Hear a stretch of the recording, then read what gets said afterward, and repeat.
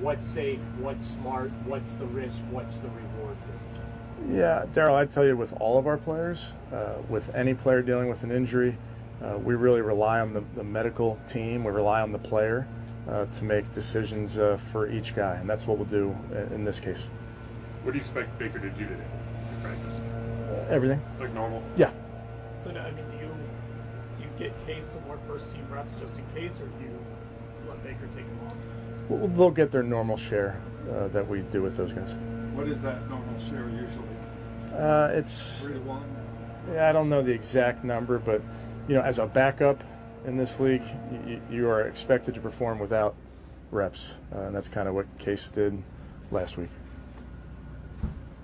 So it sounds like Baker's going to get the starting reps today. Then is that fair to say? Because Case doesn't get them. He'll get a bunch of the reps, yeah. In Case we'll get some reps. I don't know the specific number, Okay. but it'll be like we normally do it. But different than last Tuesday, though. Yeah, last Tuesday we only had a couple live periods, so it's just I'd say it's just back to a normal Wednesday. Do you need to see Chubb in practice before you make a determination on him? Yes, and we'll see him today, Marla, and I feel good about that. Jackson, he's expected to play. Just what would it mean to not only protecting Baker, but just in general, if you can have all 5 of those guys back together up front for the first time since week 1? Yeah, as you know, it's so important, those 5 playing together, the communication that occurs along that front. The guys that have gone in have really stepped up and done a great job for us, but Jack's an integral part of our attack, our pass attack, so it'd be great to have him back out there. Is there a bunch of carryover from those back-to-back games last year with the Steelers, or is there a bunch new? I think by and large both teams are similar to who we were at the end of last season schematically. I mean, they had some guys along their, on their defense, bringing Schobert in. On the offensive side, Najee Harris and the tight end. So they have some new players. We have some new players, but I tell you schematically, it's mostly similar. Coach, Baker would probably go out there with no arms, and you had, I'm sure, the conversation with him about protecting himself long term, etc. Do you feel good about where he's at in terms of not going out there? He's not 100%, and the potential that he could hurt the team. Yeah, I really do, Tom, and that's based on my conversations with Baker and my conversations with the medical team. How have you seen the Steelers' offense kind of evolve during this season? Yeah, they're doing a nice job. I mean, they have good players on the perimeter, a really good running back. I think Ben Roethlisberger sees everything so clearly. You're really not going to fool him. He makes great decisions with the ball. They're doing a couple new wrinkles, with a new coordinator, although Coach Canada's influence on them even last year you could see. So they're doing a nice job. Is there any part of the rivalry, Kevin, that kind of gets into the week, like maybe even the younger guys letting them know the history, or is this just a division game? Yeah, these division games are so big, and that's kind of where it is. We understand what's at stake. It's a really good football team. It's an AFC North football team. Is it fair to say that Ernest will be the number 2 guy this week behind Chubb if he's ready to go? Do you think he earned it?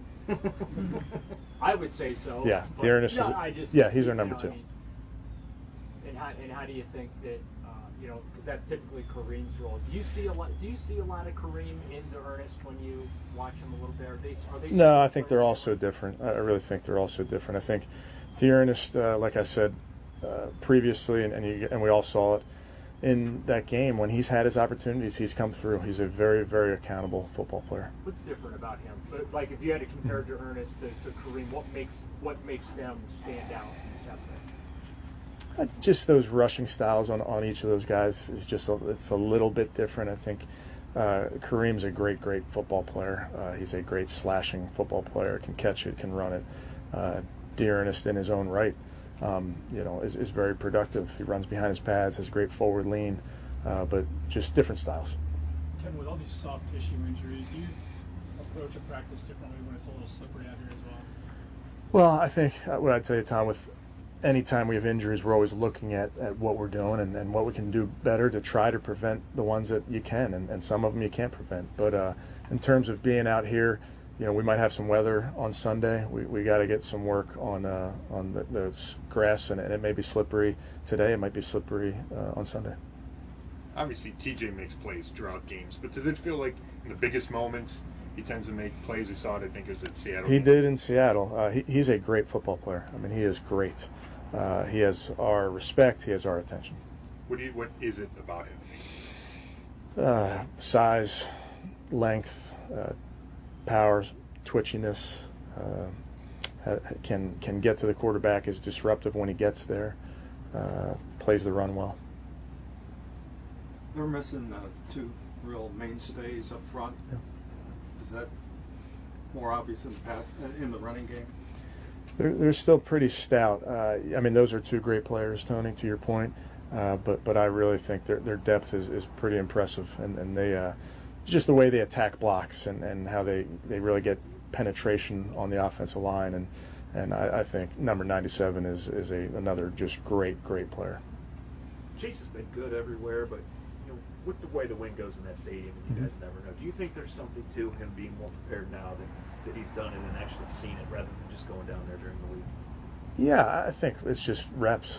I think those reps when you go down there during the week are valuable. I think in-game reps are valuable. I think the pre-game reps are valuable. So I think he's adding all those things he's learning about kicking down there in the lake, because there's nuance in that building. Okay, thanks, guys. You're up. All right, there's your head coach, Kevin Stefanski, at the podium. Welcome into Cleveland Browns Daily right here on 850 ESPN Cleveland on a First Friday edition of the program. Merely Beau here, the great Z as well. What did you make out of what Coach had to say there? Sounds like Baker Mayfield's going to be our starting quarterback on Sunday against the Pittsburgh Steelers, barring a significant change over the course of this week. If he gets his normal reps, which is what he said it will be normal, that means he gets all the reps. Yeah. That's the way it works in season. The backup, Case Keenum, in this case, will get scout team reps. That's what they get. They work as a scout team. Maybe he'll take one or two, but for the most part, his actual reps will come working against our defense and helping them get prepared for this quick passing game of the Pittsburgh Steelers. Yeah, then the tricky thing here with Six is, he won't really. It's really the inflammation, and we'll have him. He spoke earlier today, and we'll have that for you a little bit later. But you're really not going to know until tomorrow what it feels like. If that inflammation comes back. So this practice is enormous, but tomorrow's reaction to the practice just as enormous. Yeah, and I think that if you get a full today, a full tomorrow. It's tomorrow, right? Then circle tomorrow. Yeah. If he's out there tomorrow full, then you know that he's good enough that he can manage it and everyone feels comfortable going forward. But it's not just today. It's waking up tomorrow. How do you feel? That's the one to pay attention to. I agree. And you need to be, continuing, as I said, maintaining that trajectory all week long. And if you do that, Baker will be back. And Baker's been our starting quarterback for, consecutive wins over this team, which is the first time that's happened since 1999-2000. By the way, we're in search of our first 3 straight wins over the Pittsburgh Steelers since the 80s. Yeah. We beat them 86, both games 86, both games 87, both games 88, and then one into 89. That's the last time that we had done that. That's how long it's been. That would be a Mark Malone into Bubby Brister? Probably. Pittsburgh situation. It was a Bubby Brister. And our great just Bernard. Piling on him. The great Bernard for us. Of course, Bernie for us, yeah. But I would imagine. When did Malone, he would have been mid-'80s?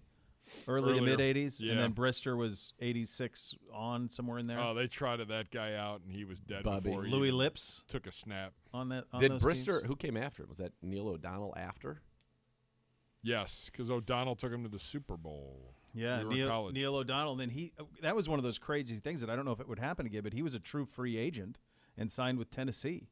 And went there, and then they went with Cordell Stewart and Tommy Maddox, and then eventually got to Roethlisberger. And he threw the 2 picks, Larry Brown? Larry Brown, who got very wealthy off of that. He definitely did, and he was Larry Brown was out of I want to say was he at a Quincy High School right outside of Tallahassee? Because I remember he came back as no, that was something else. But yes, he did get very wealthy off of that, signed that deal, and got very wealthy off of that. So it was. Yeah, but that was that lineage that you're at. And it's funny when you think about where you are in this rivalry and where you are in this division right now.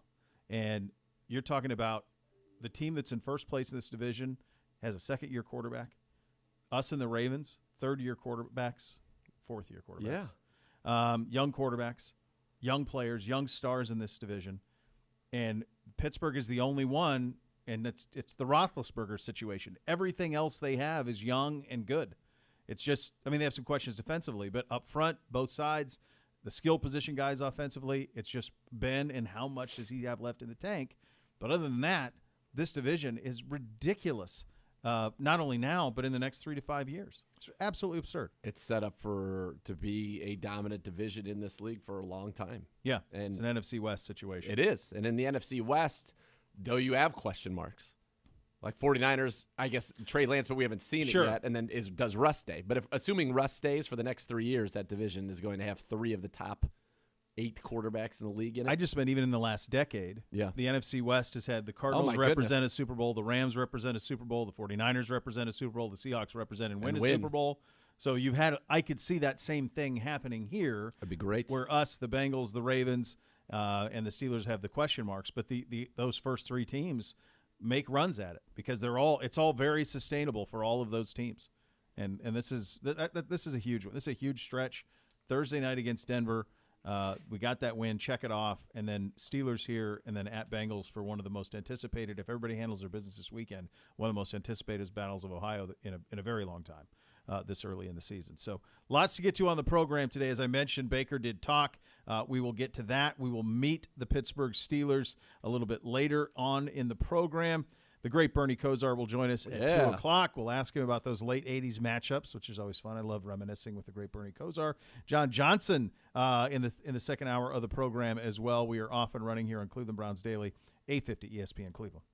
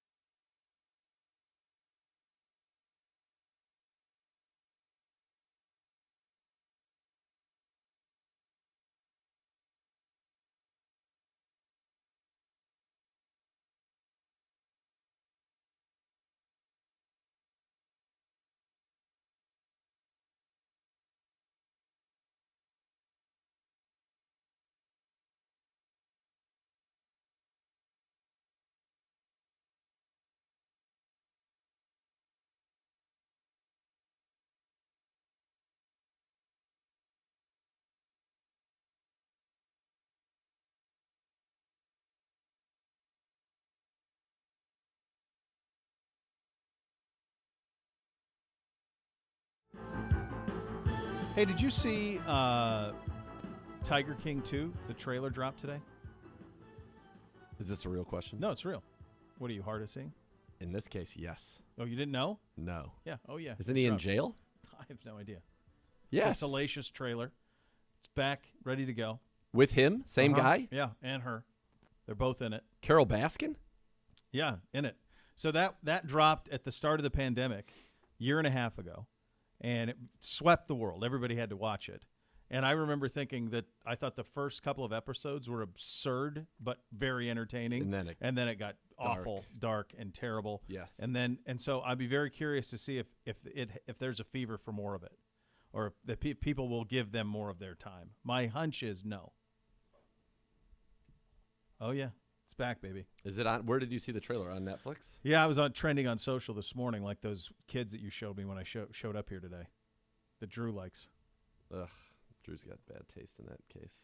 Yeah, I didn't know who those guys were. You showed me those guys. Good for you. By the way, how about what the job Baco did on the jersey? Can we discuss this? Yeah, real let's quick talk about before we it. get into this. Sure. So Baco's in here. We're doing some stuff for the people, and Baco's in here, and apparently he went to the pro shop, so he gets a custom jersey, and he goes 24 on the back, 24 on the front, 27 on the back, Hunt name tag.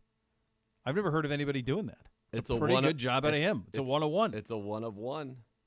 Yeah, it is a how pretty long, good job. How long does it take on a normal day at First Energy? Let's say you just go as a fan for people to realize he did that. In other words, to see both the front and the back at the same time. Or normally you just would make eye contact and away you go.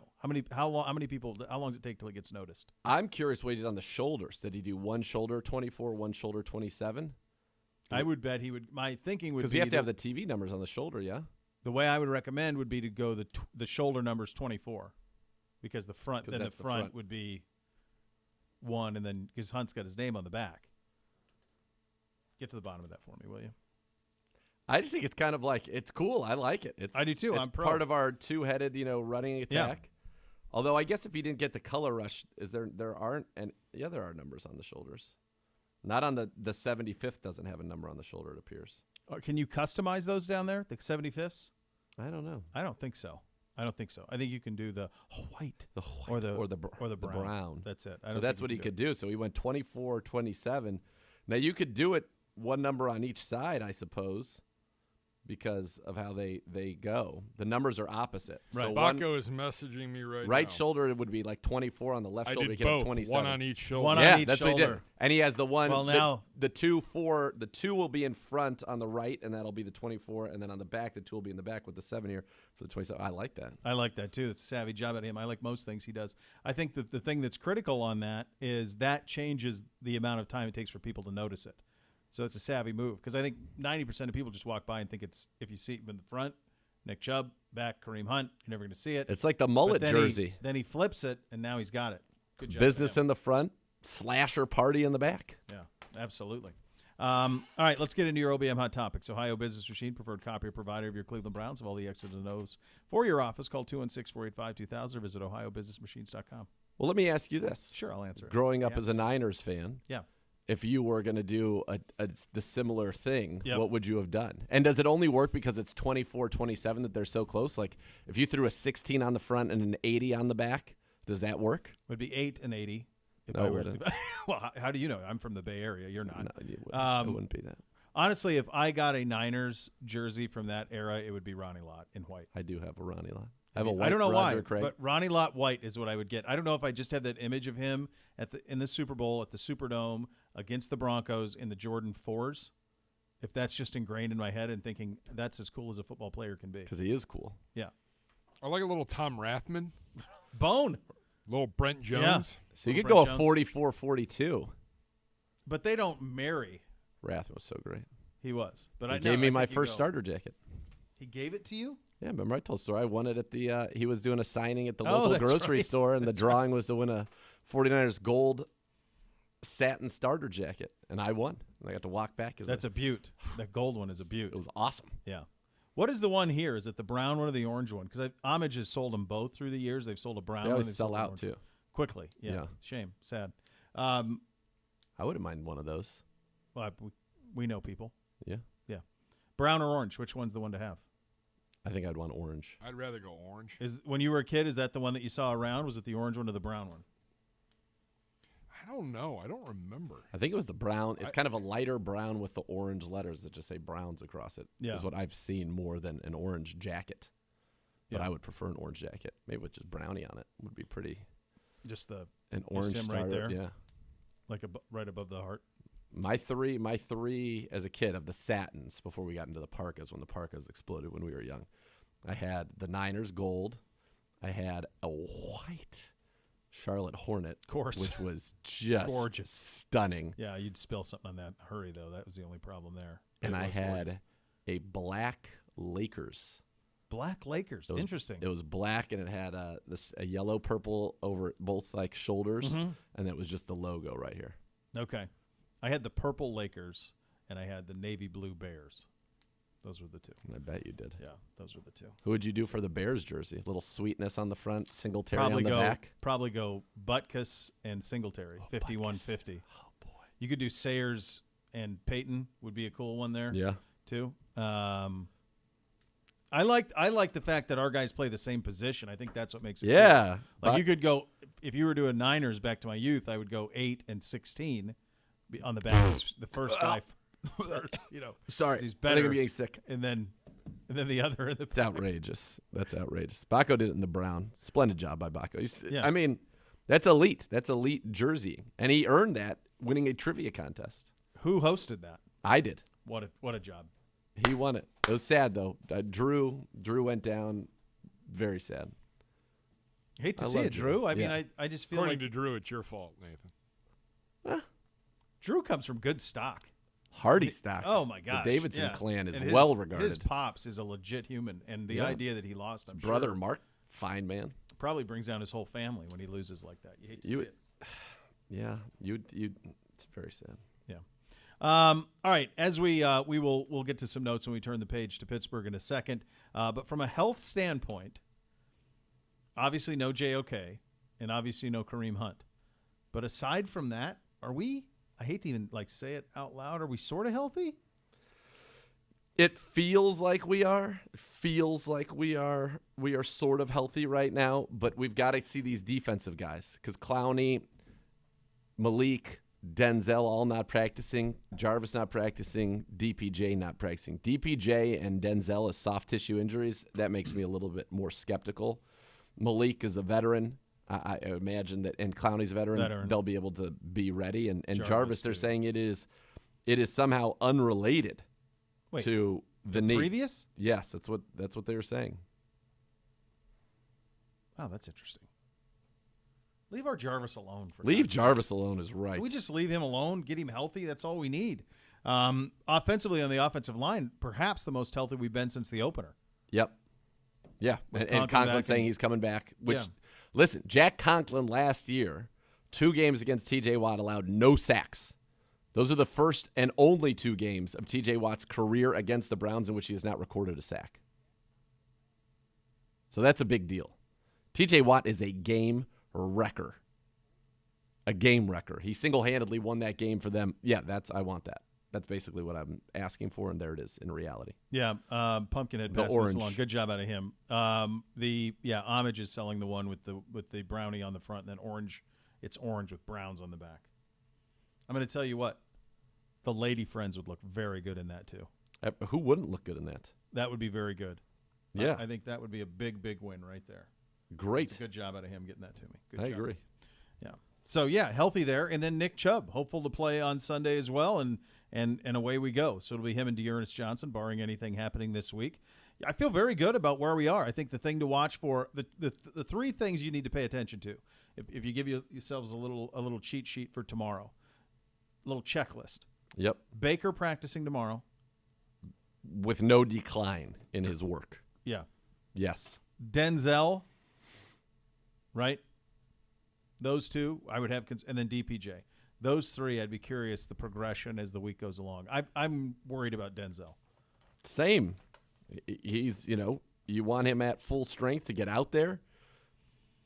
And the good news is you have the luxury of having Greg Newsome and Greedy and Troy Hill, which is not something that you had in the past. And so the injury to Denzel, you want him out there, though. Claypool is a handful. Deontay Johnson is a handful. The following week, Jamar Chase, T. Higgins, Tyler Boyd, all handfuls. All handful. So he's in a very important of this stretch run as I see it. Agree. Yeah. And, you're nervous about the soft tissue on that front. And then the DPJ one came out of nowhere. Pre-game warm-ups. And I think that was, in my mind, I think that is challenging because it had to be significant. It's an unexpected thing. The last time I remember a guy on our team getting hurt in pregame warmups was Kaderil Hodge in Dallas. That launched the DPJ era, and he came back. It was like 3 or 4 weeks before he came back. Yeah. So I hope he's good. I love DPJ. You know this. Well, I do know this, and he was so good. It was coming off his best game, his most. And so to not have him not be able to continue on that momentum stinks. It's awful. But those are the things to pay attention to from an injury standpoint. Coming up next, we meet the Steelers. And, yes, I will have you know for the record that every time the Pittsburgh Steelers are referenced in this rundown, they are referenced as the Pukers. Tomorrow will probably be the Squealers. Oh, no, he has Squealers too. Squealers and Pukers. That's it. That's all you get. Both from Gibby. That's what you get. And that is very, very much on brand. So good job out of him. We will meet them coming up next. You listen to Cleveland Browns Daily on 850 ESPN Cleveland.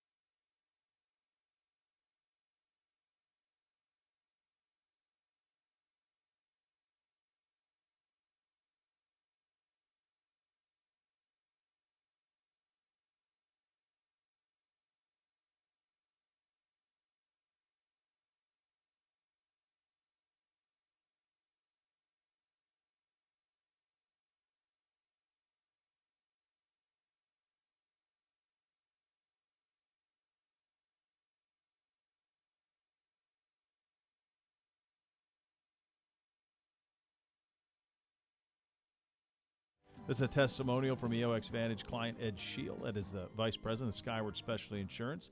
The tools we've designed with EOX Vantage are real business changers. They open the door for us to all sorts of valuable opportunities and efficiencies.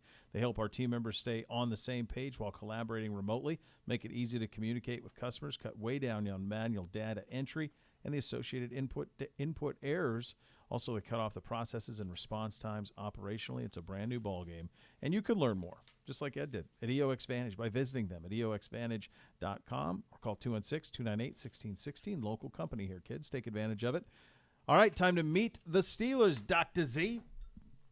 All right, the Pittsburgh Steelers come into this one at 3-3, winners of 2 straight, one over the Denver Broncos, the other over the Seattle Seahawks, led by Geno Smith in overtime, which a win that loses a little luster after anybody who watched that Monday night game and saw just how dreadful both of the teams in that contest were. They have their losses this year: Vegas, Cincy, and Green Bay. Wins Buffalo, which is still back in week 1, one of the most inexplicable wins of the season.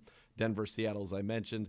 Offensively, they are not great. 26th in points per game, 27th in total yards, 29th with the run, 15th with the pass, although Najee Harris of late has started to get it going here. And you talk about rushing in the first 4 games of the season, 45, 38, 40, 62. The last 2 games, 122, 81. And he is a good pass catcher out of the backfield already. 34 catches, 244 yards, and 2 scores on the season. That's in 6 games, which means on a per-game basis, he'd probably be our leading receiver here this season. Offense, Ben Roethlisberger on the year, 6.4 yards per attempt, 1,515 yards passing, 7 touchdowns, 4 picks. Quick game. It's all quick. Quick. Leads the NFL in quickest time to throw. Leads the NFL in percentage of passes under 2.5 seconds. It's the quick game. Now, they will hold it. They will take some shots. Deontay Johnson, 34 catches, 376, and 3 touchdowns. Those are 5-game totals, which is pretty darn good. Chase Claypool, 22, 358, and 16.3 a catch. He's the tall, vertical, big play guy out of Notre Dame. Juju Smith-Schuster's out. James Washington, now the 3rd receiver. They haven't gotten anything really out of their tight ends. Pat Freiermuth, 18 catches, 158, and a touchdown on the season. He was the high draft pick, right out of Penn State, Pat Freiermuth, yeah. Yeah, and they've got Eric Ebron as well. He was the 2nd-round pick, pick number 23 in the 2nd round there. This is a team, though, that wins due to its defense. 12th overall, 12th versus the run and the pass. And it starts up front. Cam Hayward on the season already, a couple of sacks. And then there's T.J. Watt. T.J. Watt, 7 sacks already in 6 games. T.J. Watt, since the start of the 2020 season, leads the NFL in sacks, tackles for loss, and quarterback hits. He became the only player since they've counted sacks as a stat to have 2 sacks and a forced fumble in an overtime game, which he did, as he basically won that game against Seattle for them. Yep. He is a real problem and a handful. Now, the other side, Alex Highsmith, just 1.5 sacks. Melvin Ingram, just 1 sack on the season. So it's basically him. He is a one-man wrecking crew. They don't have Stephen Tuitt, who's been very good. Stephon Tuitt's been great for them. The last couple of years, double-digit sacks a year ago. He will not play in this game, but still they're formidable up front. Linebackers, Devin Bush, Joe Schobert is there as well. That's right. And they've been praising Joe the Show in coverage. The back end, very good corners in Joe Hayden, who has played very well. Cam Sutton as well. James Pierre has actually had a very nice season for them with an interception, 4 passes, defense, and then the safeties. You've got Terrell Edmonds and, of course, Minkah Fitzpatrick, who is yet to score this year. Last year he was scoring all the time. This year he has not done that yet. But this is a good team, good defense. As we go through here, some of Gibbe's notes. Mike Tomlin, 22-5-1 against the Browns.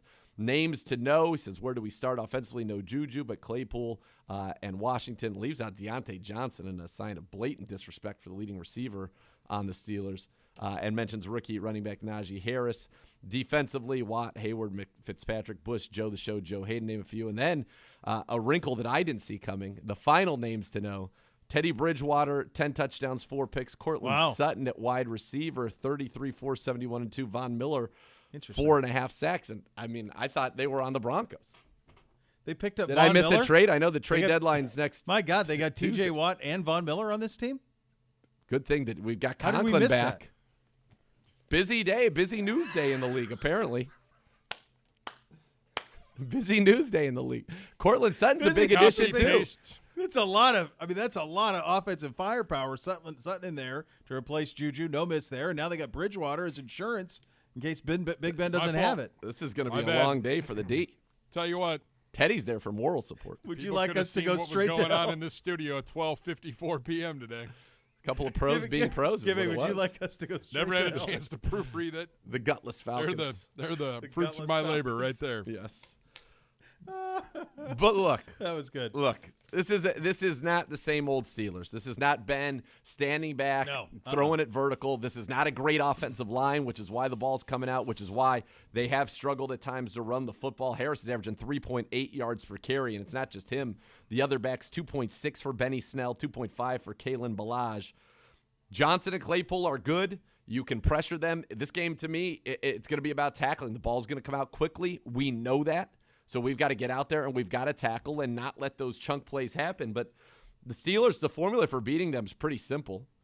When you hold them under 20 points, they lose. That's the course of Mike Tomlin's history this year. Under 20, 0-3. Yeah. When we win our games, we're allowing 12 points a game. Turnovers.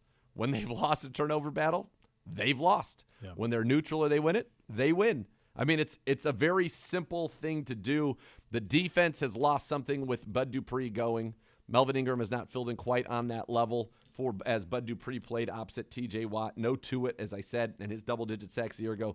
That's a big deal. This is a team that the Browns absolutely possess the capability of beating, and they just got to go out there and execute, play a clean game. The Browns are the better team here. The Browns are the better team. Yeah, they are in a weird spot as an organization because they really are young, talented at a lot of different positions. They allowed themselves to get old on the offensive line and not have replacements behind. They haven't really drafted for it the way that you'd think, considering how quickly Villanueva, Pouncey aged. That happened pretty quickly. And then with Ben, that's a tough spot because this is the face of your franchise for a long time. He's won a lot there, including 2 Super Bowls. And you say to yourself, well, we want to let him play as long as he wants to, but when it goes, it goes. And now the one thing I'll give them credit for is he has, over the last couple of weeks, to your point, they get the ball out so quickly that they are taking advantage of his mind and knowing where the ball needs to go. It's a little bit of Manning at the end with Denver because he can't spin it down the field. He can't. So it's a very different approach than what it has been forever with them. If you think about back to what I consider their heyday and probably really one of the most disappointing when it comes to the fact that they didn't win a Super Bowl when they had Antonio Brown and Le'Veon Bell and Ben Roethlisberger all in their prime with that great offensive line and with the great defense and all of that, and somehow they didn't win it. I mean, that loss to Jacksonville at home a couple of years ago is just stupefying. It is. It is stupefying, and that's a team that they've changed in so many, many ways. You mentioned the deep ball with Ben Roethlisberger, or the lack thereof, Beau. On the season, Roethlisberger 8 of 28 on passes of more than 10 yards in the air. That's 28.6% completions. That is the worst figure amongst the quarterbacks that have played any football at all. The only one worse, actually there are a couple that are worse, Tannehill, Jameis Winston, Jared Goff. Only ones with lower completion percentages on vertical throws so far this season. So Goff doesn't have his receivers, to be fair to Jared Goff. He has no receivers. He has no receivers. Literally none. None. None. Jameis Winston, you could say he doesn't. Tannehill's got A.J. Brown and he's got Julio. good ones, yeah. But, I mean, he's behind Davis Mills. He's behind Justin Fields. He's behind Mac Jones in terms of his completion percentage on the verticals. By the way, how about this? Kyler Murray completing 63.3% of passes more than 20 yards in the yard. That is first by a country mile over the rest of the league. But you mentioned getting it out quick, that quick game in terms of, for Ben Roethlisberger. His average time to throw this year, 2.19 seconds. That is the fastest in the NFL. Nobody else is even in the 2.2 range. Brady's 2.32, then Cousins, then Davis Mills, 2.4. But in terms of the percentage of dropbacks that are under 2.5 seconds, just kind of give you some perspective on this. So there are only 13 quarterbacks in the league that are getting it out under 2.5 seconds 50% of the time or more. Only 13. So the majority of the league is taking longer on average. He's at 65%. Brady's 61. Wow. Next is 56. So we're talking a massive gap in terms of the number of passes that have come out in under 2.5 seconds so far for Ben Roethlisberger, and he's been effective on that in that quick passing game. When he has to hold it, though, that's where you get to him. That's where things start to shut down for him. That's where the sacks come. 11 of the sacks, obviously, on those long holds. That's where he fumbles the football. His quarterback rating on 2.5 seconds or more, 61.9. His quarterback rating on 2.5 seconds is 100. Jeez. So you want to – this is a game where it's a little atypical for what we do, but get up there, get on Deontay, get on Chase Claypool, and make him try to hold the ball. And then basically the inadequacy of his offensive line comes to the forefront. And you hope we can get our first sack strip fumble of the year. We've had a lot of sacks, not one forced fumble on one. Maybe that comes this game. Could very well be. Very well have Baker Mayfield back. You'll hear from him at the podium coming up next. Transition. You listen to Cleveland Browns Daily on 850 ESPN Cleveland.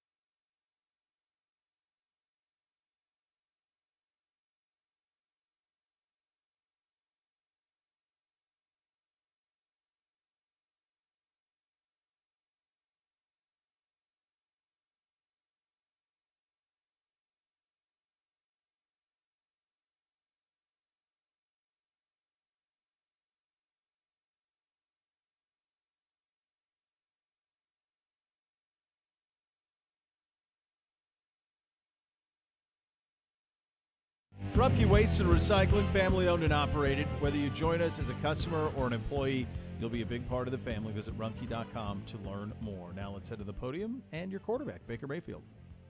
Plan, you gonna try to practice? You're down. Gonna go Sunday? See how it goes. Yeah, I mean, I think similar to last week of see what I can do and take it day by day. Your report on Fox the other night where you told Jay that the swelling or it needs to heal before you can go back out there. Have you had some healing? Did the time off help you some? It definitely did. A noticeable difference in range of motion and strength. So, like I said, take it day by day and see where we're at. How much did the fact that the game was on Thursday last week impact that you didn't, like if it were on a Sunday, could you have played potentially? I mean, it was on a Thursday, so we could go into the what ifs, but it was just the, fact that it was on a Thursday, so I wasn't able to go. Baker, last week you practiced Tuesday, right? Did the shoulder bother you a lot during practice, or was it more afterward? I mean, I think it was a little bit of both. I'm just, I said it last week. If I feel like I'm not able to be, close to 100% and be able to help this team, if I'm in a situation where I'm going to hurt the team, I'm not going to go. So that's where we were at, and that's what we evaluated. On the Glazer report, Baker, is it just you want the truth out there and exactly what's going on?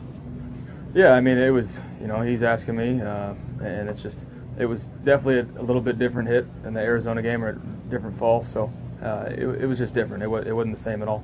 Is there different pain with the bone versus the labrum? Yeah. Baker, can you clarify? So the way he reported it was that you need the fracture to heal before you feel comfortable playing again. Does that mean the fracture could conceivably heal in just a matter of days? I mean, yeah, I'm not exactly a doctor. I don't know how long it takes for those things to heal, but it was mostly about the inflammation, and so I can get that range of motion and that strength back. So that's where we're at, and that's where we're continuing to evaluate. Are you worried about making the bone worse if you get back out there too quickly? No. Is playing Sunday a possibility? I know you said you're going to see how it goes, but absolutely. And I think a lot of people heard fractured bone, and the reaction was maybe Baker should shut it down. Was that ever discussed? Has that been discussed at all? Shut it down as in for the season? Yeah. No. People talk on the outside. Sure. They don't know how I feel, nor do they decide whether I can go or not. And another thing I wanted to ask you, last week you said you didn't know about surgery. Well, obviously we've learned more publicly about the shoulder. Has it ever been, have you reached a point where you expect surgery now at some point? Like even, it's after the season, do you think that is going to happen? I mean, I think I'm still taking it day by day, to be honest with you, because you can do certain things to repair the stuff inside the rotator cuff and strengthen it up. If you examine a lot of people's shoulders, you'd see a lot of partial tears in those labrums. So you can do things to, help with that. But, we'll evaluate that when the time needs. So you don't think it's a foregone conclusion that surgery is happening? No. And I don't think anybody else has the knowledge to be able to do that either. Right, but the medical people you've talked to haven't said it has to happen. No, I mean, they're always, if we have to do this, then, we talked about who to possibly go through, but that's down the road. The fact that you had the second injury against the Cardinals, what's your confidence level that if you come back this week or the week after, that you'll be able to finish the season? I mean, I'm completely confident in that. That's if you go out there, you're scared, you're timid. That's how you really get hurt, seriously. And so I can't do that.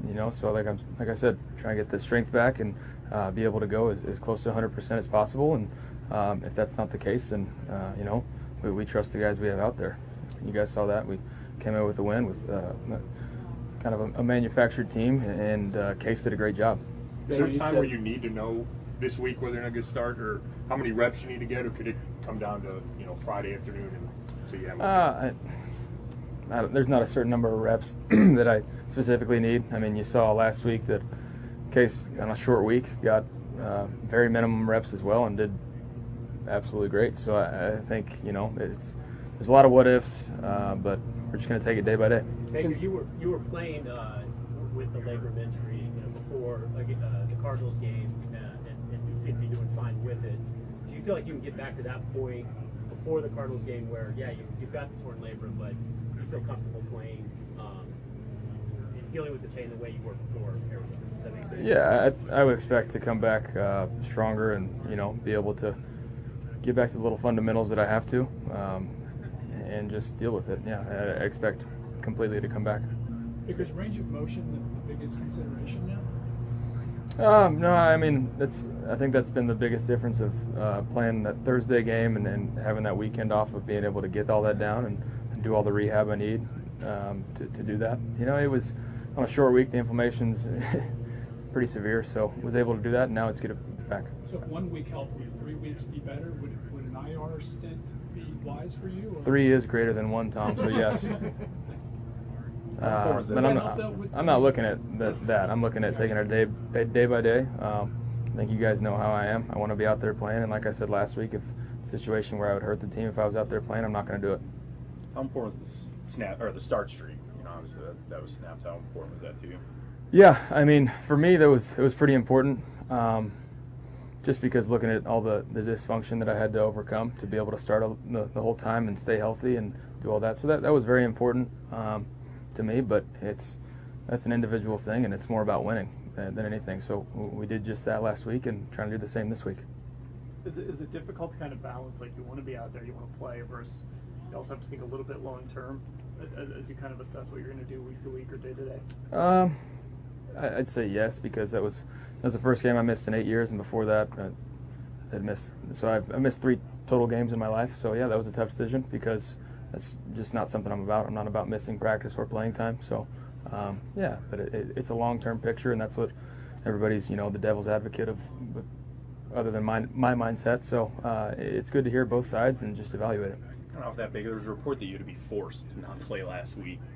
Any insight you can give us just on what are those conversations like between the medical people, you, coaches, on your playing status?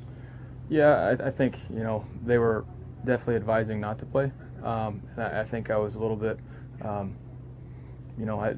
for sure wanted to. I thought I was going to be able to, but it got to the point after practice on Thursday or Tuesday last week that, just wasn't able to do the things I needed to, and, made that decision. It's not tough when you're winning. It's pretty fun to watch these guys play and play for each other. I mean, I think, the way those guys fought, it was a good team win. That's what it's about, is, finding ways to win no matter what it is, especially on a short week with limited guys, and, just plug and play guys, and just to watch them succeed. That's why you see the energy. You see guys fighting for each other, the excitement when guys like Dearness or Johnny Stanton score. That's what it's about, and that's what this team's about, and that's why I continue to say, trust the guys in this locker room, and I love this locker room because of that, and you see that on display. I'm sorry, guys. If everything goes according to plan, the starting 5 offensive line is going to be back together for the first time since week 1. Does that at all impact your thinking, and just what kind of a, confidence booster from a protection standpoint for you personally does that give you, knowing that you could have your 5 guys back together? I mean, that'd be great, obviously, but I think look at the last time we played the Steelers. The last 2 times we've had makeshift starters and different guys plug and play. So I trust those guys no matter who's in there. That's just the way we are, and that's how I'm going to operate. So I'm going to try and do the best I can to get back 100%, and those guys have to do the same. That's just what we expect. How much confidence do you think you guys gained from those wins over the Steelers at the end of last year, given some of the struggles previously? I think that was big, because division opponent Steelers, they've been, the face of the division for a while. And it's just always a physical game, and so you saw that physical battle, and you saw the running game of what that was, and flashes of our potential. So, but none of that carries over into this year. So, it gave us confidence last year, but we've had to hit the reset button because we're sitting right here at 4-3. Kind of off that bigger, you've obviously played them a lot. Does it feel different? Is there like a little rivalry feel because it is Pittsburgh, or is it just another game? I mean, it's definitely a division rivalry. I think you hear more about it within the fans and in the community than anything. It's when you play the same guys over and over again, it tends to be like that. But it's just another good opponent and a great challenge for us. When you think of 30 pops in your mind, I think he's had an unbelievable career. Obviously, the dealing with injuries, but just his ball placement, his ability to extend plays. I think he's a tremendous player, and he's been able to lead that franchise for a long, long time. And so I think he's a great player. Are TJ and Minka the first 2 guys you look for when you get to the line, and what makes them so good? And that large human being, 97 in the middle. Yeah. I mean, they're game changers, so those are the guys you try and neutralize and make sure they're not wrecking the game. You're up. I'm watching this right now. Jake Trotter just putting this out. Great friend of the program. Baker's letting it fly out there, practice right now. Some video of him out there on social media, spinning it around, and looks pretty good. Looks pretty good. Yeah, and I think that he like he said, he looked pretty good throwing the football last week. It was just the after effect of the day that he threw it How did he feel that day? And that's why I think you were right on the money earlier when you said, all right, let's see what it looks like on Thursday. But, yeah, he looks good. The throwing motion looks good. You wouldn't know watching those videos that he was hurt in any way, shape, or form. You would think, okay, that looks like Baker Mayfield. And so that's the goal. We're going to need him. Baker, when he plays well and when he's taking care of the football, we have beaten this Pittsburgh Steelers team. You go back to the game that we lost a year ago, pick six right out of the gate, and they beat us. So they're a team that's going to stress you. You're going to have to beat man coverage. You're going to have to make tight window throws. You're going to have to watch out for Minkah Fitzpatrick trying to rob, and you're going to have to be ready for the pressure that's going to come from T.J. Watt. But Baker Mayfield is ready for all of that. He has beaten this team twice in a row, something that, hasn't happened in many moons, as we said, and he has a chance to be the second guy to beat him 3 times in a row, like our next guest. Well done out of you. Bernie up next. Cleveland Browns Daily, 850 ESPN Cleveland.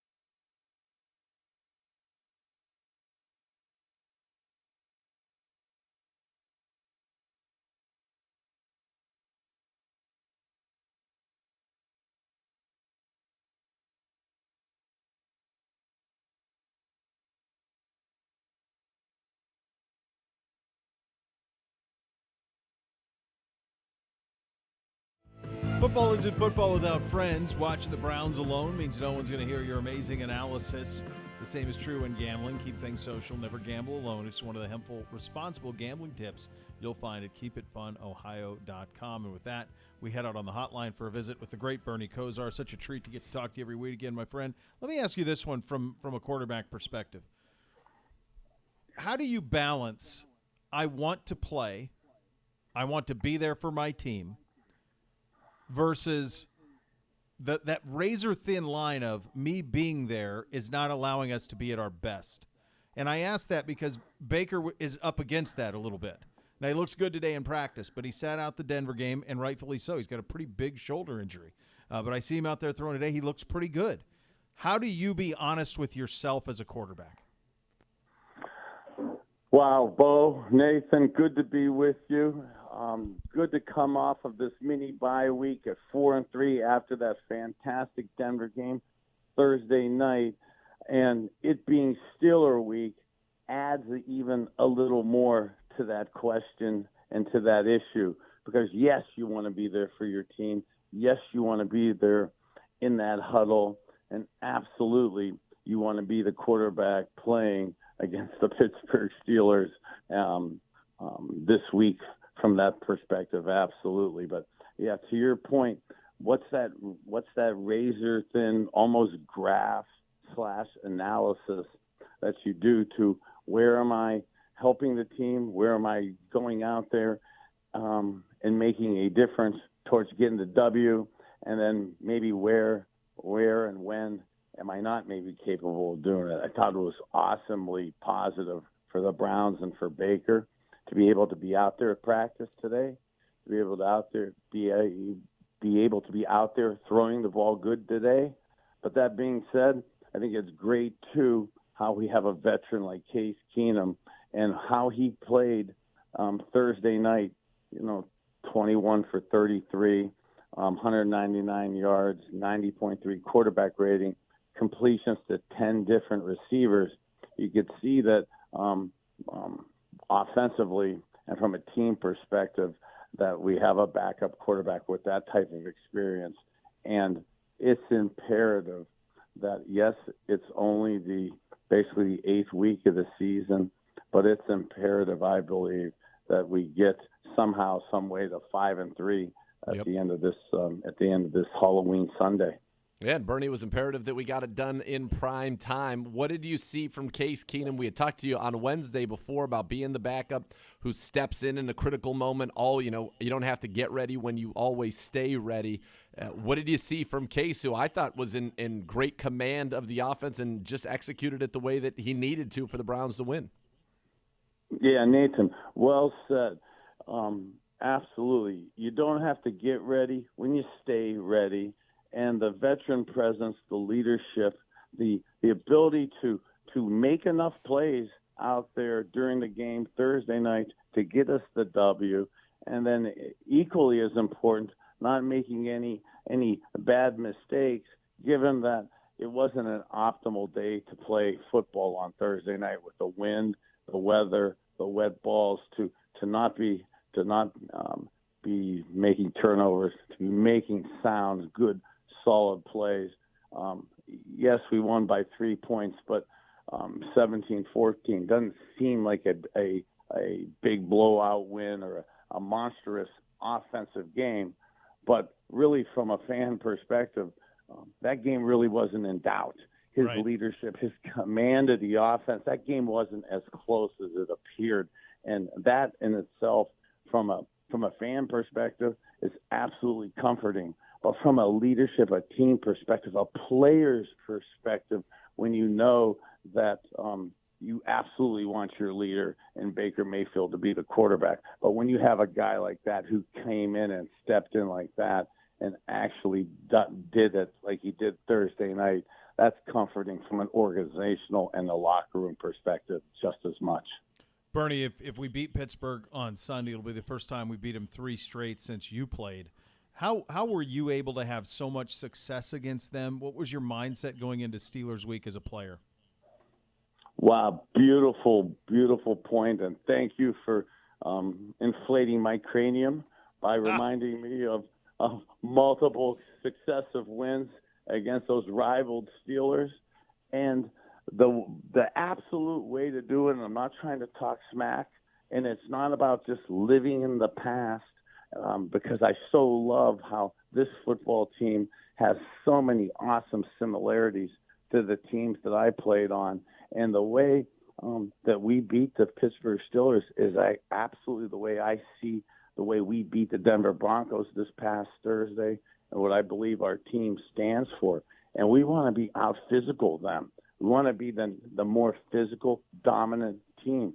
I prided myself, yes, on throwing the ball and talking about throwing bombs down the field, but at the real core of what we stood for was our physical presence to control the offensive line, be able to dominate them physically running the ball, and then absolutely with our front four being able to shut them down. It was a physical mindset that we really put ourselves in the course of those football teams for the course of that year. That was the personality, the mindset we wanted. But absolutely on Steeler Week, you ratcheted it up a couple extra degrees, that physical presence. And that's the one thing that I really love with this year's current Cleveland Browns is, boy, the physical dominance. What Coach Callahan's offensive line did out there this past Thursday night against a real good front seven from the Denver Broncos shows that physical presence. We know that the Steelers and T.J. Watt and what they do with their front seven is fantastic. And to be able to know that you're going to just not only match their physical presence, but embrace that it's coming and know that you're going to actually be more dominant and more physically stronger than they are. And you talk about that physicality, imposing your will, not backing down. This is an excellent defense. We know it's an excellent defensive front. Bernie, how big is it that the Browns will have? It appears, Jack Conklin saying today, that he will be back. And Conklin, by the way, the only Cleveland Brown tackle to ever hold T.J. Watt without a sack in a game, and he's done it 2 for 2 in those meetings. But to have that line back and to have Nick Chubb back, Jonas was great on Thursday night, but getting Nick Chubb and that line, how critical is that to what the Browns want to do on Sunday?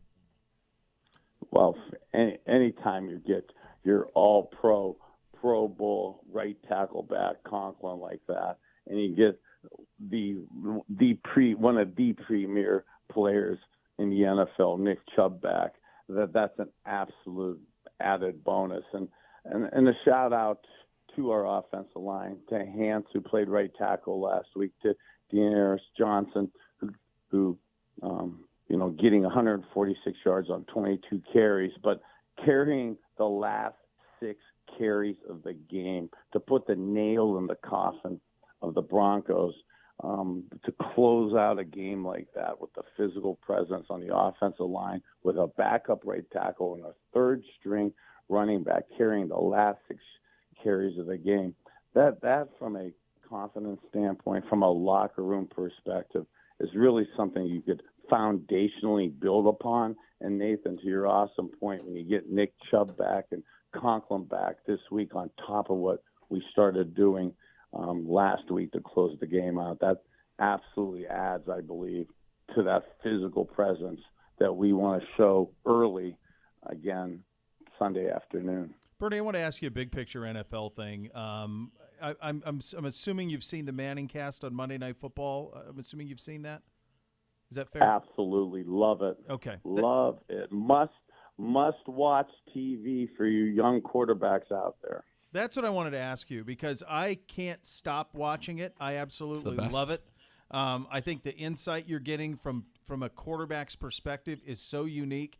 And I think what's cool about it is they just let them talk. And I think that there's big value in that. As you watch it from your perspective, obviously you said there that you thought it was awesome, but also what you can learn from it. I thought it was fascinating the way that Tom, in the 2-minute drill when they had Tom Brady on, I was like, look, we didn't really do 2 minutes until a minute left on the clock. We were huddling up until a minute. Are there things that you're picking up, even someone who has mastered the art of playing quarterback and watching the game you have? Is it fascinating for you to hear these guys talk? Yeah, Beau. Actually, I'm getting goosebumps as you're talking about it. absolutely. The entertainment value, I absolutely enjoy from that, but just from the educational value for young QBs out there, for people like myself who have I like to say I have a pretty good knowledge of that position.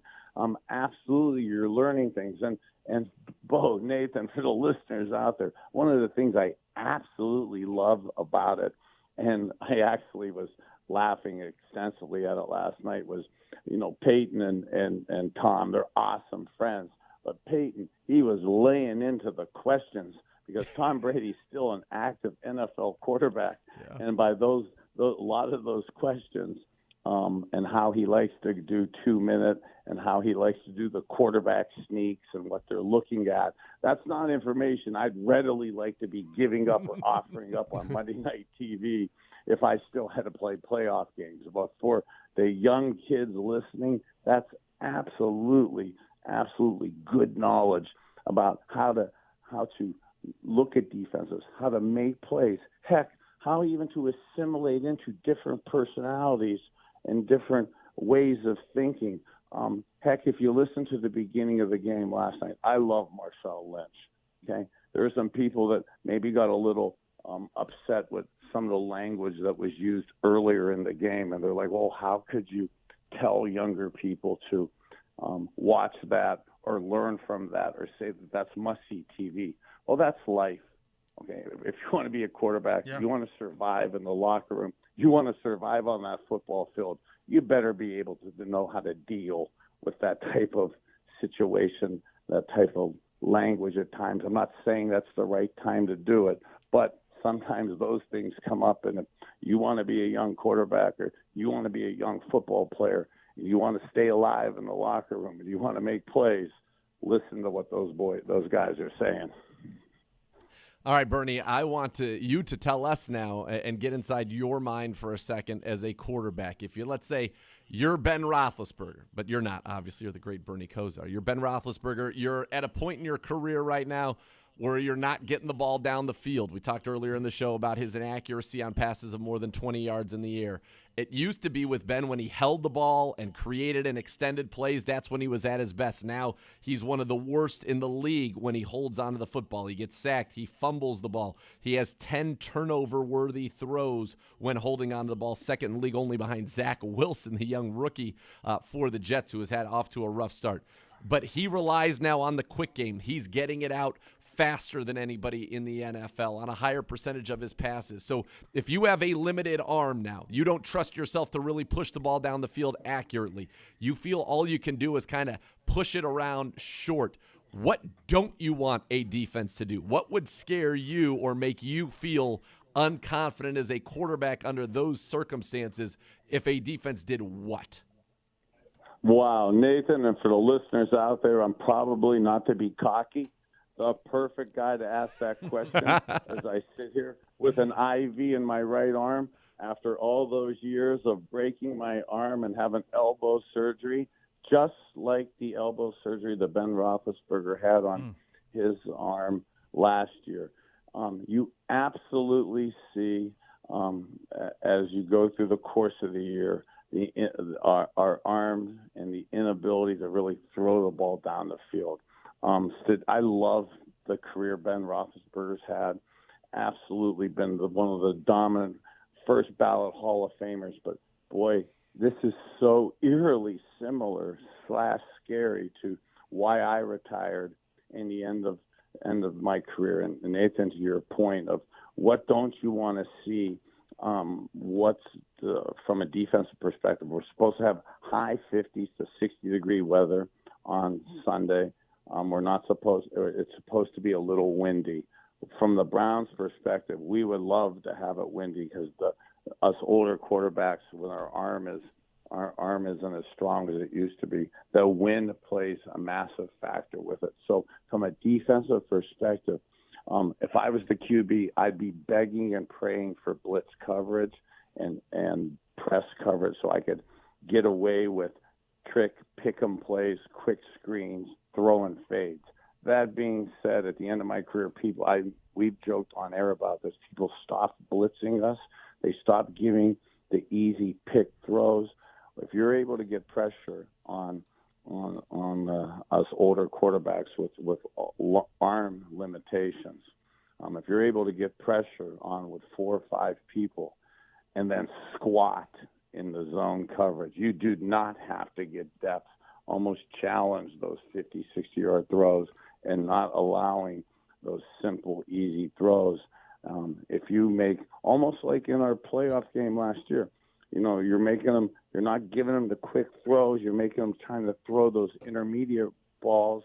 Yep. And if you get a hand on it, you deflect the ball, you get it tipped up, you get those interceptions, you get those mistakes. It's hard for the Steelers right now to drive 80 yards over 12 plays with their limited running game and their inability to stretch the field. So I'm not going to give them any life. I'm going to squat on their receivers. Bernie, I'll get you out of here on this Love one. that. A lot of people around here have seen Miles' lawn display with the quarterbacks in it, but I don't know if they've seen Bruce Smith's. Have you seen Bruce Smith's? You're featured prominently, sir. Well, I haven't seen Bruce Smith, but I'm a direct reason why Bruce Smith's in the Hall of Fame. Well, why Bruce Smith's bank account is so chubby. I'm on so many of those greeting cards and trading cards of Bruce with his helmet and my backside. Okay, I think I've got 3 broken ribs that have Bruce Smith's name on it. So he's got he's got tombstones in his yard of every quarterback he's sacked, and as we all know, it's a big display. And this is an ultimate sign of respect. I think your tombstone is one of the largest. Yeah, thanks. Boy, you got to send that to me, and I'm checking that out. And I promise you, let's fact check this, okay? Because I am not just talking smack, but I love the Bruce Smith. And, I love Jim Kelly as my mentor from the University of Miami. But I love those Buffalo Bill days because they never beat me when we started, okay? So he may have got a couple sacks, but I got the W at the end of the day. That's all that matters. I want to see what kind of smack he's talking out there. I'll send you a link, my friend. Great talking to you as always. I love it. Love it. You matter. Go Browns. All right, the great Bernie Kosar. Lots of good stuff right there for the kids out there. Go ahead. Just say one thing that I thought was interesting. So he said he wants that press coverage because you can run those natural picks. What he doesn't want is somebody to just play a little off and then squat so that they can break when the ball is thrown. And so I think that's what you're going to see the Browns do is play that zone, but then be ready to jump everything. And now the safeties have to be right. Safeties have to be stout because they will take some shots to Deontay and to Claypool. But if you can make sure those hit the ground, it is very difficult for them to grind the football down the field. And if you can make Ben hold it for just a second, that's when good things happen for the defense. Absolutely. So get you some updates around the league on the Deshaun Watson trade or no trade. Also big news in terms of the Thursday nighter for Green Bay. We get that for you as well. You listen to Cleveland Browns Daily on 850 ESPN Cleveland.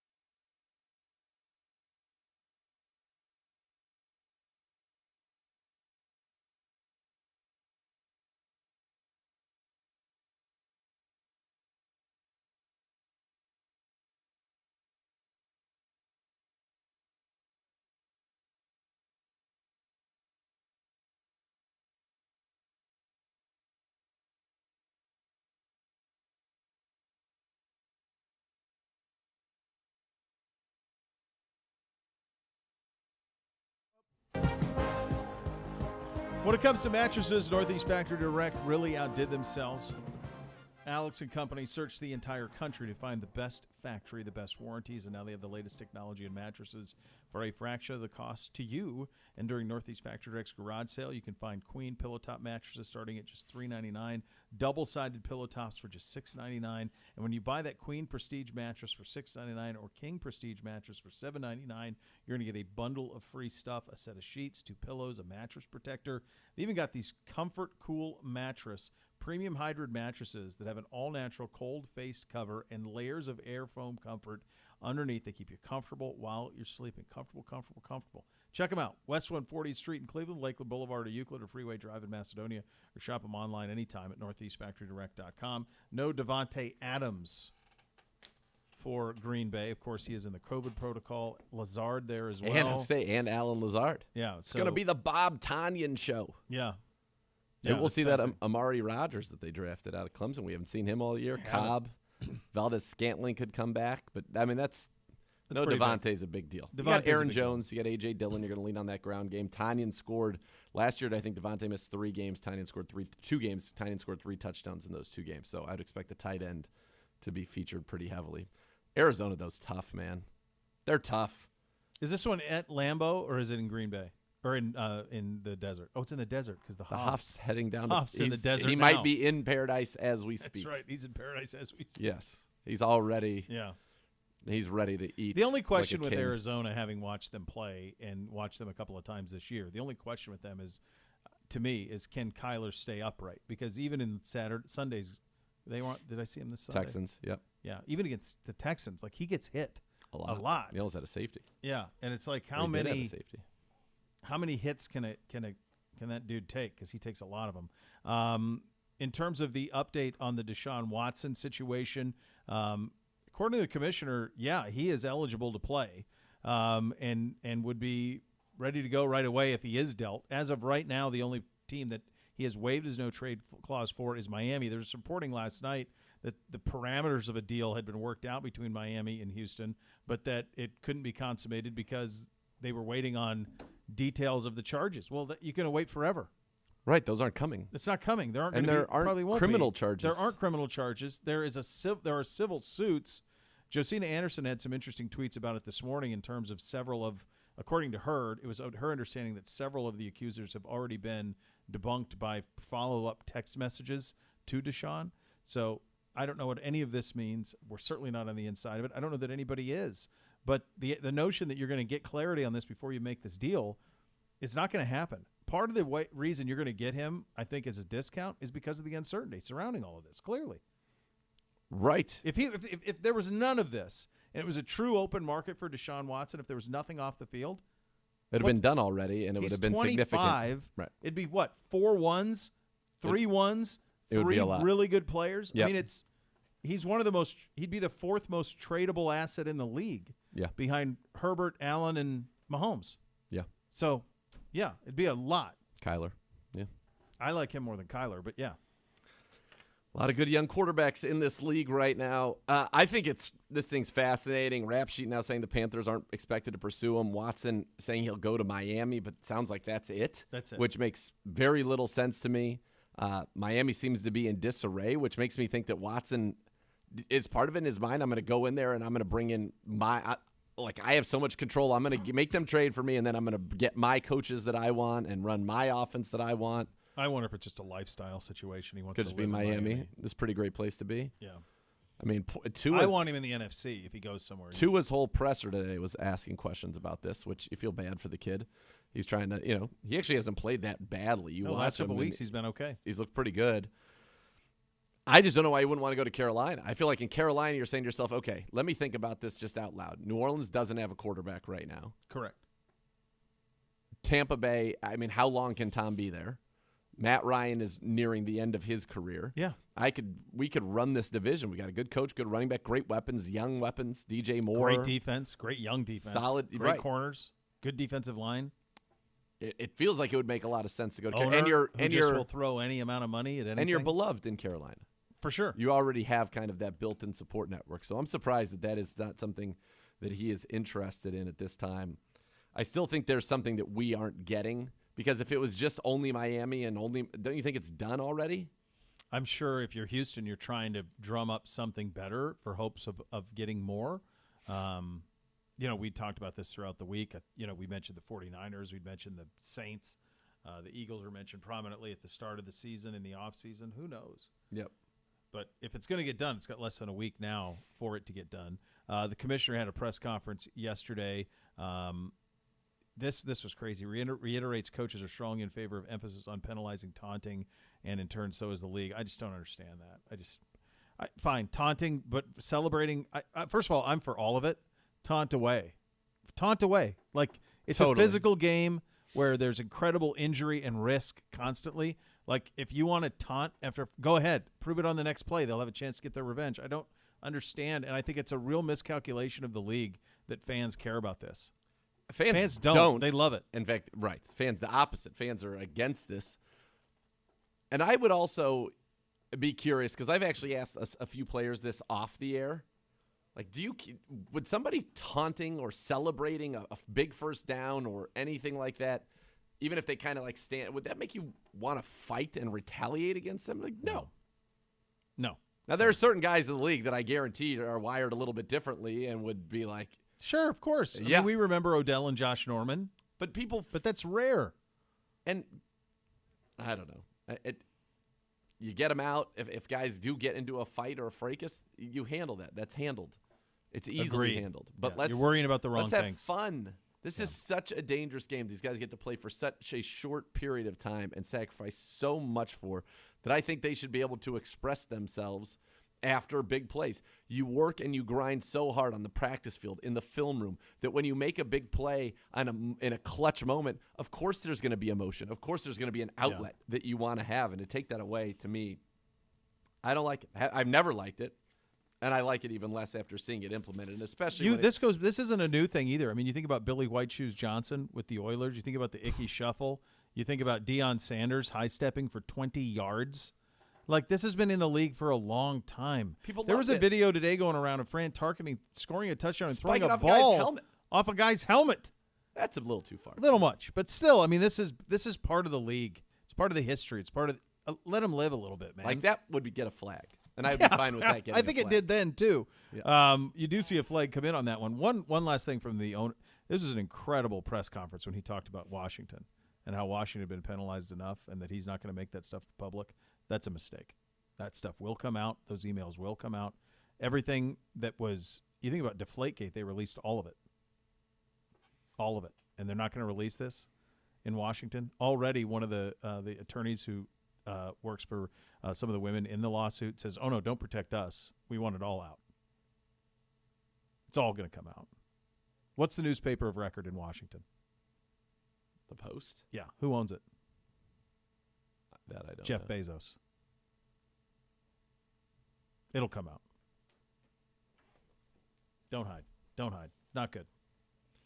Well, Not good. Clearly they feel that it is so bad. Yeah.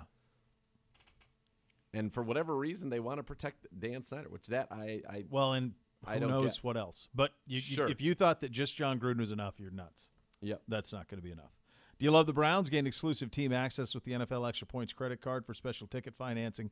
20% off at NFLshop.com and rewards like player meet and greets. Signed memorabilia. Apply today at NFLExtraPoints.com. Get started with 10,000 bonus points after qualifying purchases, enough to redeem a $100 statement credit. To learn more, visit NFLExtraPoints.com.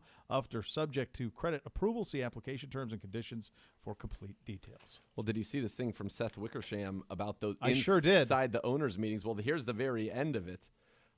Other topics during the owners-only session included a discussion about the emails that have been released recently concerning the Washington football team's workplace misconduct investigation. Mark Davis, who accepted John Gruden's resignation after emails from 2011 showed the coach had used racist, anti-gay, and misogynistic language, asked Goodell why he had learned of the emails only right before they were made public. Although Davis didn't accuse Goodell of leaking the emails, Goodell told the room that the league was not behind the leak. And Tanya Snyder, wife of the Washington football team owner Dan Snyder, apologized to the room that the league has suffered as a result of the investigation. So here's a couple things there that I took from that. One, Davis was upset, and rightfully so. Yep. Why was they not given any kind of a heads up on this? Two, if he's saying, and I would believe him, that he says the league was not behind the leak at this point, the notion of Gruden being a sacrificial lamb for this investigation, though, to me only made it a bigger deal. Agreed. I think it was largely outside of that market. Most people weren't paying attention to it anymore. The Gruden pound of flesh. And it happening live on Monday Night Football. Put the light and back. Absolutely. Totally. Yeah, absolutely did. You'll hear from John Johnson up next. You'll listen to Cleveland Browns Daily on 850 ESPN Cleveland.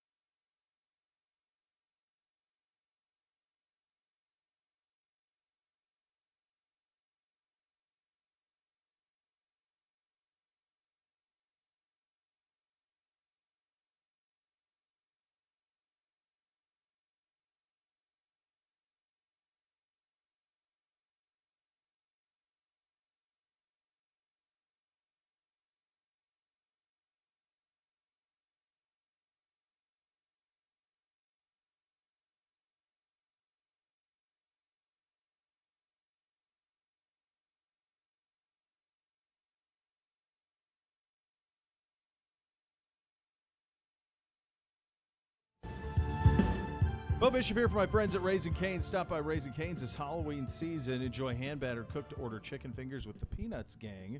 Visit RaisingCane'sGear.com to purchase a limited edition Peanuts t-shirt, and its proceeds will be donated to Canine Companions and its mission to provide trained assistant dogs to people with disabilities.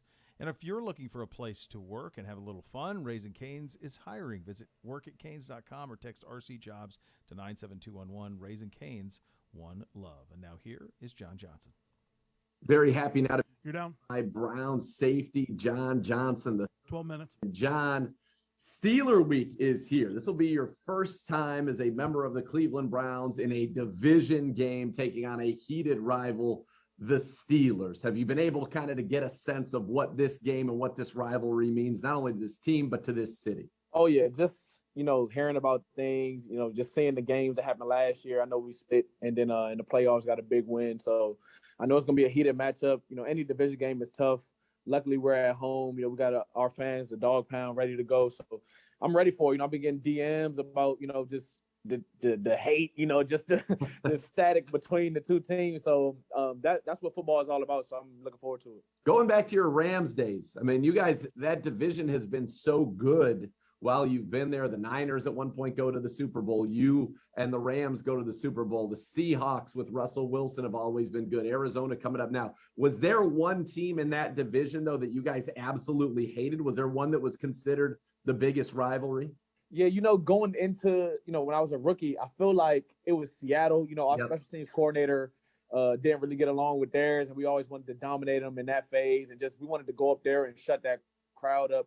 The 12s, they make a lot of noise. So I would say, early on it was the Seahawks, but I feel like my last 2 years kind of transitioned to San Francisco just because the Coach McVay Shanahan rivalry, and they ended up, stealing some wins from us that we thought we should have had. So yeah, it's tough. Those division games are always fun, home or away, and but it's always fun just getting after the team that you have to play twice. So I'm looking forward to it.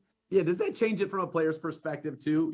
For you, right? You come into Cleveland, you wanted to come here, be a part of this in free agency, have a chance to go get back to the Super Bowl and hopefully win a Super Bowl. But, you even said people are DMing you, so you feel that this is bigger. But is there something about those games when it is a team, even coming in as a rookie? You didn't have any history with the Rams at that time, but just the way that maybe everybody in the building approaches it, where you just say, okay, all right, this is different. And it's probably different, too, to not have a division game till week 8, which you have right here.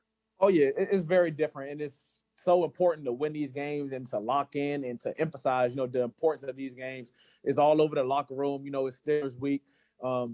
These are the 3 teams in your division. Those are the teams that are stopping you from what you ultimately wanted to get is the Super Bowl. So I feel like, these 6 games are so vital to having success. And if you win your division, you're put. And, like I said, these division games are just so crucial to having success as a whole team. So we're definitely locked in this week. We got an even bigger one the following week. So it's the schedule's getting there, and we're ready. You are. I want to take you back to Thursday night. Got your first interception. I'm going to call it your second, but we'll call it officially the first interception of your Cleveland Browns career. And on that play, Joe Thomas and I broke it down on Browns Live in the film room, and I feel like there was a little baiting. You did a little bit of baiting there on Teddy Bridgewater. Talk us through that play where you gave that false step towards the dig from Cortland Sutton, and then were able to get back and undercut that post to John Brown for the interception. Oh, yeah, absolutely. I mean, we always say any defense in NFL, college, you want to try to get 2 guys on a post route. And like you said, on offense, they put that dig in front of you as like some cheese. They want you to bite up on that cheese to get that corner one-on-one. And to be honest, I actually, because if number 2 would have ran a seam, that's technically mine. So I was getting ready to bite on the seam, but once I saw him chop, break down like it was a dig, I was like, oh, I got to go. So I kicked out, and, he lofted it up there, and I caught it. So there's definitely a little knowledge of the game, definitely schematically, we're in quarters coverage. I never want to leave my corners out to dry, so I definitely just, had to bait him in, and he threw it right to me. Yeah, and you had the wind helping you right there. You knew the opponent that you're playing. It wasn't, a cannon-armed quarterback back there. And what I liked about it is he gave the step that you took almost kind of propelled you back, because he hit that off of that foot almost like a quarterback at the top of your drop, and were able to spring back and make that play. When the ball was in the air, did you know at that point you said, I got it? And I'm sure you've watched the film. Troy Hill knew you had it too. He was about 8 feet off the ground when he jumped up to make that interception. Oh yeah, I knew it right away. Like you said, we were in the red zone, so he couldn't really bomb it. So I knew he had to either throw it too high to the point where my corner was gonna get it, or throw it to me. So it was a good play, good moment in the game. They were kind of driving the ball on us. It was third down. It prevented a score, so it was just big time. I got to celebrate in the dog pound end zone, so it was just an awesome experience. I know your DB coach, Jeff Howard, was fired up too, because that was one of the things he had been preaching to you guys all week, right? Watch that eye candy, and they're going to try to hit you with a post behind. And then, when that translates on the field, you execute it perfectly, you get the interception. I'm sure everybody's happy there. Oh yeah, it was a great, anytime we get takeaways, that's one of the categories that we're trying to emphasize and work on being a better teammate, is getting the ball back for our offense. And that's what we did. And like you said, Coach Howard, he been saying, they're going to try us from the post. It might've been a double post. That just happened to be a dig in the post, but the emphasis was to steal that post route, and that's what we did. So everybody was happy, and it ended up being a big point in the game. It certainly did. And now as we transition, we've talked about the Steelers and the rivalry, but as you transition, and by the way, how was your weekend? Was it nice to have a weekend off? And did you watch any football? What did you do this weekend? Oh, that weekend was huge. I feel so refreshed. It's kind of like a whole different season. It's like the first, I wouldn't call it a quarter. I don't even know the fraction, but it's like that first part of the season's out the way. We got some time to unwind. I actually went back to LA and hung out with some friends, stuff like that. Went to a Lakers game. It was cool. Watched a lot of football, like you said. And, I just got off my feet, enjoyed myself, and I feel so refreshed. So I'm glad we got those couple days off to get ready for this stretch we're about to go down. Well, that is fantastic, and I'm glad you got to get back to Cali and enjoy yourself. And now you're ready as you turn the tape on with this Pittsburgh Steelers team. What jumps out to you? We talked about the offensive coordinator being new and it being kind of like a different feel for the team. Obviously, Juju is out. That's a big receiver for them. But I think when you narrow it down, it just gets down to number 7. He's been there the longest. Looks like he has no motivation to leave. And he's the key to that offense. And he's been doing the same stuff for a long time. So I feel like we can go back and watch tape from 10 years ago. Obviously, his body probably isn't the same, but he wants to do the same types of things. And they have a good big body receiver, and Claypool can do pretty much everything on the field. They hand the ball off to him as well. They got a guy, Deontay Johnson. He's electric. So it's definitely a big challenge. They got a young running back, Najee Harris. He's probably top 3 hardest runners in the league. And I think these last couple of weeks have shown that. So it's definitely a challenge, man. It's a division game. They're going to try to give us their best shot. They want to come off as a tough physical team. They're going to try to, knock us out. So we just got to match and top that energy that they have. And I'm looking forward to it. It's going to be a fun, physical, fast. These two teams know each other. So it'll be just a super duper fun game for us on defense. It is. And how do you deal with the quarterback? Ben is getting the ball out faster on average than any quarterback in the league. About 2/3 of the dropbacks, the ball's coming out in about 2.1 seconds. So it's a lot of close throws, but when he does hold it, he tries to extend for those big plays down the field to Claypool, Deontay Johnson. So when we play as we do, a lot of that cover 3, a lot of quarters, a lot of that shell that we play in those deep zones, how do you change when the ball's coming out quickly and it's got to be much more of a get up tight and tackle type of a defense rather than they're going to hold it forever and really try to hit us with a lot of verticals? Right, yeah. When we're in man, when we're in sticky coverages, we got to get up and challenge those guys, throw the timing off. Our rush is definitely going to get there. And like you said, when we are sitting back in our zone of coverages, we got to try to disguise a little bit, throw his reads off. Don't make it too easy for him pre-snap. And, we're going to get hit with some quick passes, but the point is to get those guys on the ground immediately. You don't want them to have like yards after catch. You want to limit the yards after the catch, like I said, and just really study this tape. Know when the quick passes are coming because the formations will tell you.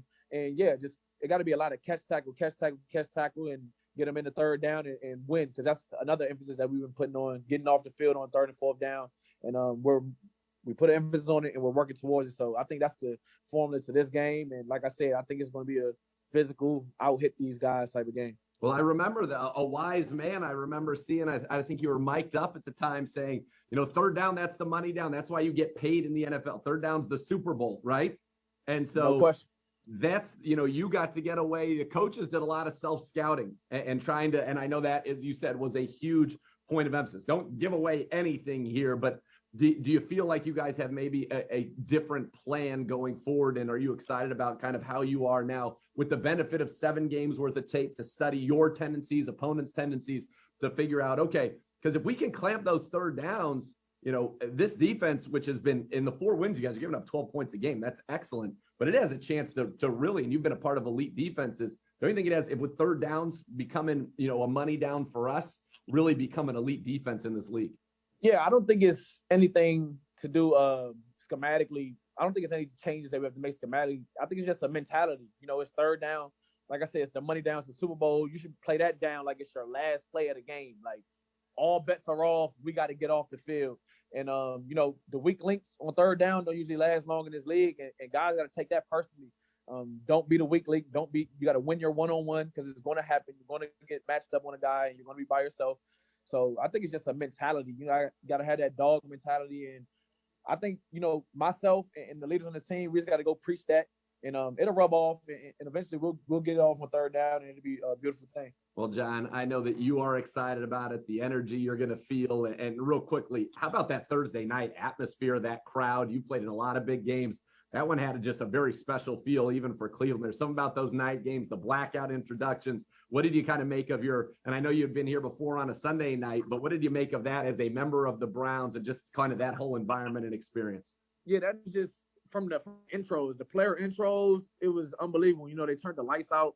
It was a night game, and it's just something about being the only team on TV that gets guys going and makes you want to play fast and have fun. So the crowd was electric. Every big play we made, they went crazy. When we needed a big stop on defense, they went crazy. So it was just an awesome night for us, and I'm glad we got a win. For a player, is there something a little bit more special about a prime time, we're the only game on TV interception versus a Sunday at 1:00 when there's 12 games going on interception? Oh, definitely. Like you said, I got the interception and immediately, my phone is going crazy. I feel like at a normal slot TV game, it kind of takes people to watch the highlights or, see it a little later. But like I said, everybody's watching, so it's definitely a special time to get a pick. And I've done that. 30. I don't know why or how, but usually in primetime games, I find a way to make a big play. So I want to keep that going. Primetime players make primetime plays in prime time, and you, John Johnson, certainly are one. We are glad that we have you and excited. This is, as you said, Pittsburgh this week. Bengals, we're starting the division games here. It's go time, and that's why you came to this team. That's why the team wanted you on this football team and in this organization for big games like this. So excited to see you on Sunday against the Steelers. Thanks so much for the time, and good luck. I appreciate you. Can't wait. Great stuff there with John. I mean, it's infectious, his excitement for life and the position. He's just a cool guy to talk to, and he had a pick last night for me. I beat the Bengals on Madden in the season. Yeah, we're nice. at that point in the season. 1 minute. He had a big pick. Maybe it's a harbinger of things to come. That's harbinger, another one of those words. Well, anytime you say maybe it's a, yeah, there's hardly any other way to close that sentence. Elk and Elk, for a team of injury lawyers dedicated to every client every day. Call 1-800-ELK-OHIO. Elk and Elk's a proud partner of your Cleveland Browns. Enjoy your first Friday, kids. Have a cocktail. It's fall. Let's go. Maple Manhattan. Oh. Pour one. Enjoy yourself. Can I shotgun that? Give it. It's a sipping beverage. So